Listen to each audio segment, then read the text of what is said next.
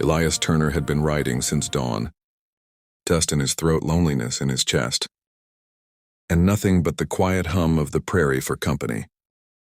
But when he reached the creek, he stopped so suddenly his horse nearly stumbled. Because there in the clear blue water were 3 Apache women, young, frightened and staring right back at him. They didn't scream, they didn't run. They simply watched him with wide, uncertain eyes as if expecting the worst. And in that moment, Elias realized they weren't afraid of the rifle on his back. They were afraid of him before we begin. Don't forget to subscribe to Moments of Love, and leave a like and comment if this story touches your heart. He immediately lifted both hands, palms open, trying to show he meant no harm. His voice cracked as he spoke, soft as the breeze brushing the tall grass. "I ain't here to hurt you, I swear it." The women stayed still, shoulders tense above the water. Their clothes, simple woven dresses, were folded on a rock nearby, dusted with earth and weariness. Elias could see they had walked far too far. One of the women, perhaps the eldest, slowly stepped toward the bank, the waterline just above her collarbone. Her eyes held both fear and defiance. "You go," she said in broken English. "We not trouble." Elias swallowed something about the way she said it. Flat resigned, hit him straight in the gut. He'd heard stories in the saloons, stories of settlers chasing Apache families from their homes, stories of violence, blame, and bitterness. But he'd also heard something else, that groups of Apache women had been separated from their tribes, recently pushed out by fighting. They had nothing to do with "you lost." He asked. She hesitated, then gave the smallest nod. Elias stepped back from the creek far enough to show respect. "I'll turn around, take your time." "I ain't looking." He kept his promise. Stood facing the cottonwoods until he heard quiet footsteps behind him. When he turned back, the 3 women were dressed but still anxious, still unsure of what he planned to do. The eldest spoke again. "We go far. No food, no tribe." Elias felt something heavy settle in his chest.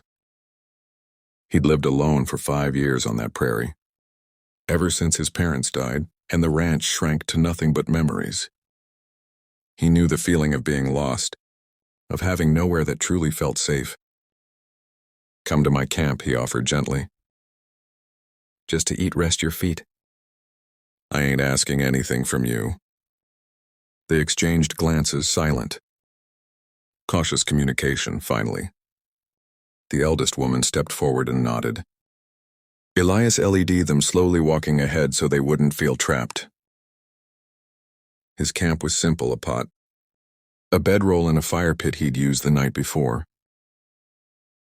When he offered them his blanket to sit on, the youngest of the 3 blinked in surprise, as if such kindness was unfamiliar. He cooked quietly, letting the smell of warm beans and coffee fill the air. The women sat close together, whispering softly in Apache when he handed them plates. The youngest tried to hide her hunger, eating small bites. The middle one, whose eyes were sharp and observant, studied him between spoonfuls. The eldest finally broke the silence. "You alone," she said mostly. Elias replied, "Got the ranch. But not much else. You help us." She said slowly, searching for the right words. "Why?" Elias shrugged, staring at the fire. "Because someone should have helped me once and they didn't." The women fell silent. He didn't explain further. No need to reopen old wounds. But something softened in their expressions. After they ate, Elias offered them his only extra pair of shoes, some cloth for bandages, and a flask of clean water. The middle woman touched the items carefully, as though they were treasures. "You good man," she murmured. "No," Elias said quietly. "Just trying to be better than the world expects." They stayed in his camp that night, though the women kept a respectful distance. Elias slept lightly, making sure the fire remained warm. Sometime during the night, he woke to soft crying, the youngest woman curled beneath the blanket he had given them. He didn't speak. He only added another piece of wood to the fire, letting its glow reach her. The next morning, he saddled his horse and asked gently, "Where do you need to go?" They pointed southwest toward the mountains. Toward Hope. Elias knew the journey would be dangerous. Soldiers patrolled that direction, quick to accuse any Apache of wrongdoing. But he also knew what it felt like to watch someone ride away. "Without offering help, I'll take you." He said. Their eyes widened. "No, safe," the eldest warned. "For you, maybe not," Elias admitted, "but leaving you three alone ain't sitting right with me." And so they traveled over rocky trails, through whispering grasses, across lands filled with tension and suspicion. Every night Elias made sure they ate, that the fire warmed them, that they slept without fear. They slowly shared pieces of their story. Their names were Lonatea and Nira, sisters not by blood but by survival. Their village had scattered after an attack. They had been searching for any sign of their people ever since. On the fourth day they reached the mountains. Distant smoke cooking fires, not danger voices carried through the trees. Their people, their home, their hope. The sisters turned to Elias.